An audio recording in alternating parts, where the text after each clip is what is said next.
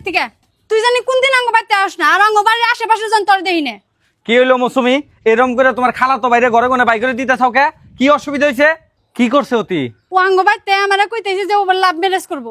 আরে love marriage করবো করুক, এ তোমার নাকাল মাইকে মেসের জন্য সমাজটা নষ্ট হয়ে গেছে গা। আজকালকার যে দিন দুনিয়া সেরাই সেরারে বিয়ে করতেছে, সেরি সেরিরে বিয়ে করতেছে। ও গেদা বুলান গেদি বুলান রে বিয়ে করবার চাইতেছে, তাতে কি অসুবিধা হয়েছে? আরে আঙ্গ গোষ্ঠীর লাভ ম্যারেজ চলে না। আরে লাভ ম্যারেজ করাটা তো ভালো। লাভ ম্যারেজ করলে কথা একজনে একজনে চিনবো বুঝবো, আর যদি ওরে বিয়াই না করাবি তাহলে অগবাইতে মনে ওরে মুসলমানিকে নিয়ে করাইছে। আরে তুমি চুপ থাকো, আমি কই তুমি শুনো। আজকে যদি ওরে বিয়া না করাই বা লাভ ম্যারেজ যদি না করবার দিই তাহলে ও যদি এনুগুনে যায় হাই দেয় নিশা করে মদ খায় বাং খায় তাহলে এটার দায়িত্ব কেরা নিব কসে? আরে ও ভালো পাইছে একজন মেয়েরে বিয়া করবার চাই, সুখে থাকবার চাই, এনু কি অসুবিধাটা আছে তোমাকে? এই কথাটা আমি বুঝতাছি না। আরে ও বৌমাইশের লগে লাভ ম্যারেজ করবো।